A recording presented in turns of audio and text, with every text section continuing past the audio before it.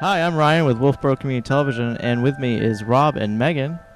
Rob, how are you doing? I'm well, thanks. How So are it's you? been kind of a busy year for you. The town has been busily renovating Town Hall, and it's an exciting adventure to be on, and we're bringing it to a close fairly soon here. That's pretty exciting. So it's due to open October 7th. Correct. Okay. And so just to give everybody, like, we'll go back in time just a little bit. So why don't we just do a little bit of back history on the town hall to catch everybody up to now, if we can.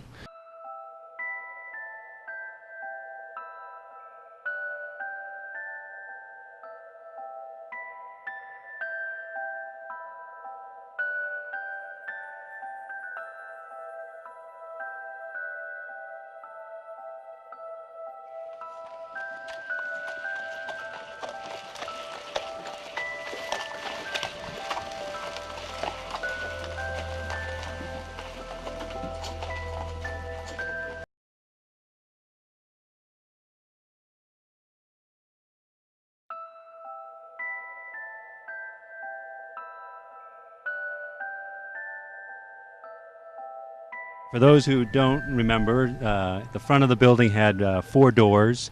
This building used to be storefronts for rent, and that's how the building was maintained. Those doors have been eliminated. A new primary door has been added with a central lobby. That door is now aligned with the south gable, which sort of accents the building well, and a new entryway is fully handicapped accessible, bringing us into compliance with the ADA, Americans with Disabilities Act. Why don't we head on inside and start showing you the space? So we've just come through the double doors outside into the main lobby. So this is a completely different feel than what it was before, obviously.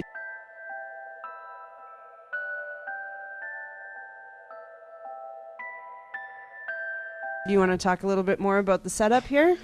Sure. The architectural design here is to have a main entrance, so everything is done from interior to the building. Come into the main lobby, directly ahead of you will be billings and collection, electric bills, sewer and water bills, and tax bills. Now you have a common entrance for everyone. All business is done interior to the building. There's a waiting area so that if there is a queue of people trying to do business, you have a place to sit. And more importantly, it's energy efficient with the double heat lock doors and lights, energy efficient lighting, heating and cooling. Tile 4 for heavy wear areas, carpeted tile elsewhere for ease of maintenance and repair. With that, the building previously had, the number escapes me, but I believe it was 21 different floor elevations on the first level. Oh my goodness, 21? 21 different elevations from as small as 1.5 inches to as much as several steps. So behind me is a chairlift. That chairlift addresses this floor elevation change. Now you have access to all of the building, including the rear annex, which you used to have to go outside around the building to either get to the parking lot or get to the planning and development office and public works office. I gotta say, I love these floors. They're just amazing. And the woodwork, such attention to detail in here. Right. It's a big change. Yes, well, these were storefronts, so there really wasn't a whole lot of detail in here. But this trim and detail came from what was the library. So we modeled it throughout the building to sort of represent the old history from the library. Oh, nice. Kind of carrying it along with you. Because, I mean, really, all the things that you were commenting on, the heating, with the double door, like a big change for you guys for a building that, was electric heat and, Electric baseboard, no insulation, window unit air conditioning, and old windows, some poor maintenance issues through the years with various people carving up sections. So this really was something that had to be done. I mean, you were saying this was purchased in 2006. Yep. And shortly thereafter, you started making the motions forward to sort of renovate and make these upgrades. That's correct. So what's next? Why don't we quickly poke our head into the town manager's office area and reveal what was the original selectman's area and the vault for the Wolfeboro Bank. The vault. The new home of David Owen. This is the entrance to the town manager's office. The doorways move, but the space remains the same. So, and he has access to the vault from this side as well. This is actually the original town vault. Oh, the vault okay. behind Peter is the original Wolfeboro Bank vault. Okay. That is now used by Buildings and Collection as their vault. Wow. So to our right is the Assessing office, awesome. counter space for access to assessing. To my left is the assessing map area and computer for public access in a waiting room. And then just beyond that is the town clerk's office and its counter area. So it's almost as if you flipped everything from how it used to be. If you given the storefronts, and now everything's been flipped to the inside, if you will. Absolutely. The whole idea here is to serve the public in a convenient way, ensure that they're not standing out in the cold, waiting to get into one office, having to go outside and work their way around to the next office. Everything's done from a common hallway and try to create flow from space to space, access to the main parking lot in the rear on the same level as this, creating that opportunity to park in the front or the back and access the whole building. That's excellent. I was going to say flow. It has a nice flow to it already. You should put TVs up in this waiting room and put WCTV on. Yeah. We could plug that in there. we could do that. All right. All right, so this is a really particularly cool room in here. You guys Very kind historical. of like, yeah, very historical and preserved, really. Certainly. We took the opportunity to repurpose the original exterior doors, moved them in. We repurposed the original exterior doors, the historic doors. Now they're the entrance to what is a small break room. The wingback chairs will be here. No. Just a table. Your office? No, just a table and some chairs. What's really neat is the old granite steps that were the primary entrance to the old library area, Right. and the repurposing of the door into a window to create some daylight. Hi, we're in the annex now, or also known as the old library. Yes, thank you. You're welcome. This is the Public Works Planning and Development and Code Office. Prior to the renovation, there was a suspended ceiling that hid much of what you see here today. The trim molding above was all present but buried in a suspended ceiling. The vaulted ceiling to our right was hidden, and the top rows of all the windows were hidden above a ceiling. The opportunity to create the daylight, to create the vision to see those upper windows and all the trim really makes this space pop. As I say, it really is mostly natural light. Yes. I mean, you obviously you have some lighting up there, but really it's done all with natural light. It's beautiful. To my left is the conference room, and that's the old fireplace. We're currently having the John Brewster painting restored, and he will take his place rightfully on the mantelpiece here. And the conference room is visible. The glass creates the opportunity to view it at all times, but also gives the opportunity to have a closed-door meeting and staff meetings. So You're going to have some wingback chairs in there? no. No? Cigar room? Come on. No. The centerpiece, though, that we haven't mentioned is this building now has an elevator, and that elevator gives us access to the second floor for public space. It creates a fully compliant building for access purposes, and the elevator now creates the opportunity to access this space, because there is a floor change that I mentioned, and the second floor. So with that, why don't we head on upstairs and get the wow factor. I've All right. never been to the second floor. So we are in the Great Hall, and great it is.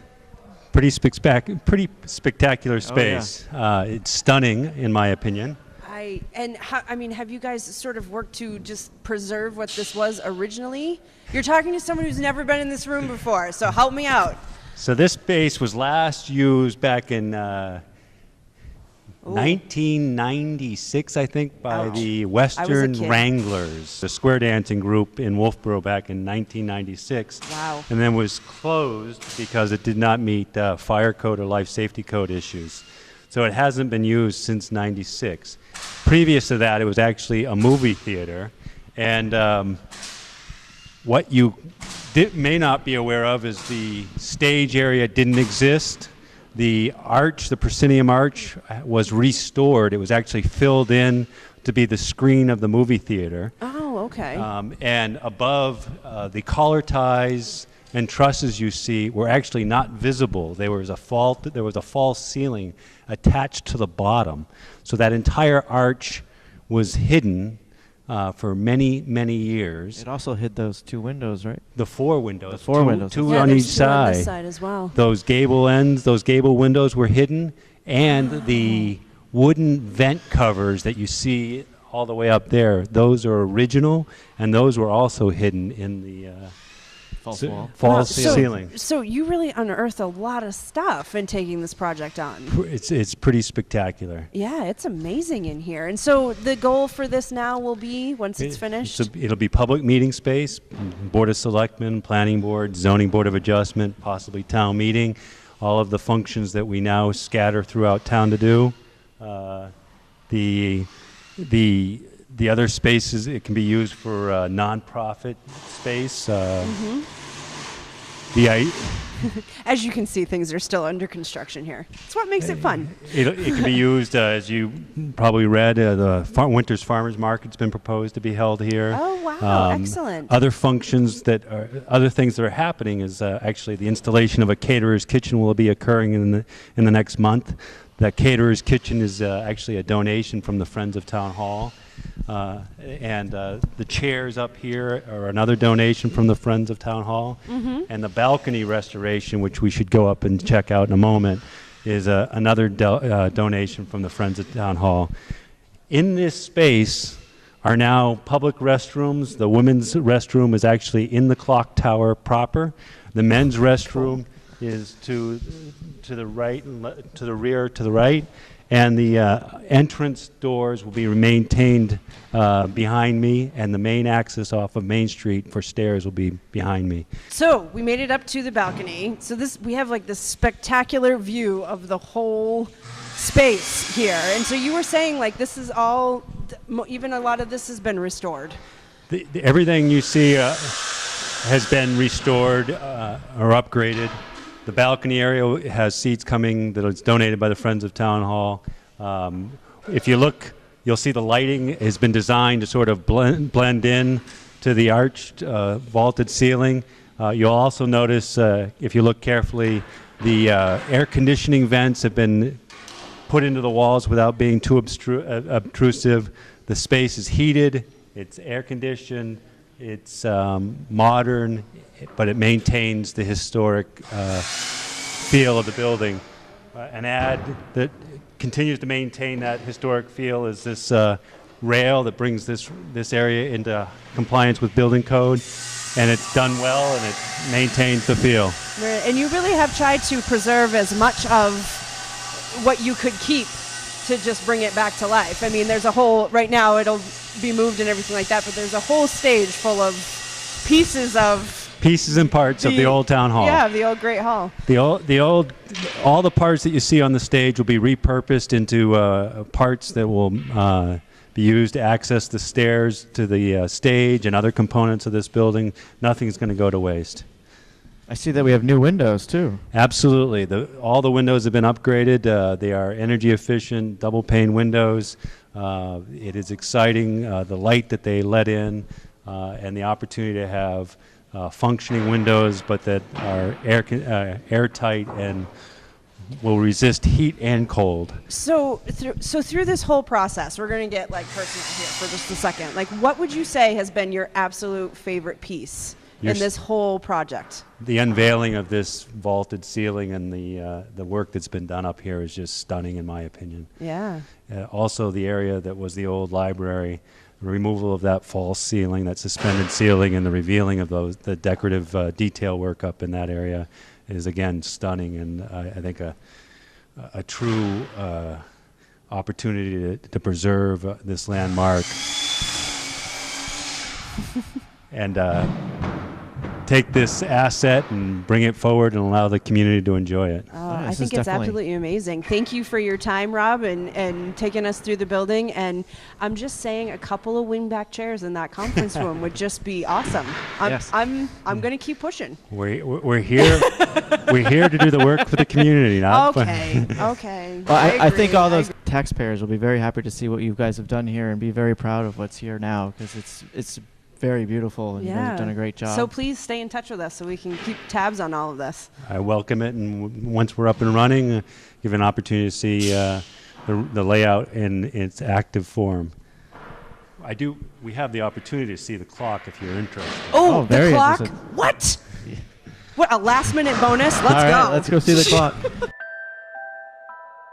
So we're in the actual clock room. This is an E. Howard clock. This mechanism, what you see before you is the entire clock mechanism that drives the faces on the town hall. It's a 7-day wind clock. The cable system here is the actual minute and hour cable system. This is the pendulum that's ticking away the seconds. And the cable here is actually the cable that drives the chime of the Paul Revere, the third bell up a level above. The chime, when it's executed, actually pulls this lever, brings this down, and rings the bell. So That, I feel like I'm in an old movie right now. That is what I feel like. So This is amazing. So once a week, we have a gentleman that comes in. Wait, is this like a voted in position? No, I No? hire the person, Wow. and they I would have done it for free. Yeah. hand line each element.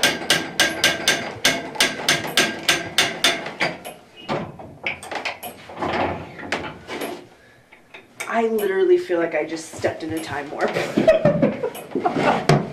You're the hunchback. This is actually the old method of ringing the bell. It's a cradle that could be rocked also by rope. It's now secured because the cradle is an old wooden arched cradle that we don't want to run the risk of causing damage to it. Why the third? What, Paul? The third bell? It's the great grandson of Paul Revere that cast the bell. Oh, okay. And it History says, lesson. and it says Paul Revere the Third on it.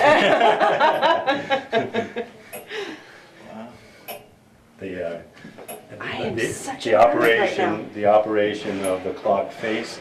So you'll see here the actual minutes. To adjust the clock, you would pull this pin out, spin this dial around. So if it were, let's say, 5 minutes fast, I'd have to wind it forward 11 hours and 55 minutes to Oh my remove. Right. So if you were outside, you'd see the hands moving fairly Yeah. fast. You stop Then working immediately. Then you'd push that pin in and it resets. Wow. So you had to become educated about all of this too. A little, yes. Yeah. This is amazing. Yep, still functioning. I can't stop saying that word. Explain what these little guys are and what they do. So when the actual count for the chime occurs, this will spin around.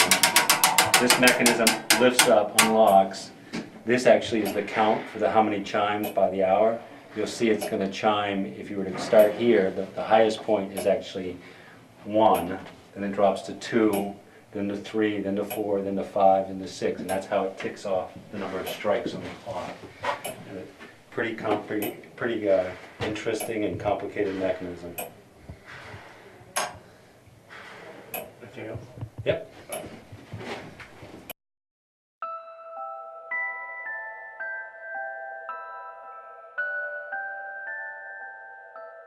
This has been a production of Wolfeboro Community TV, bringing your community to view.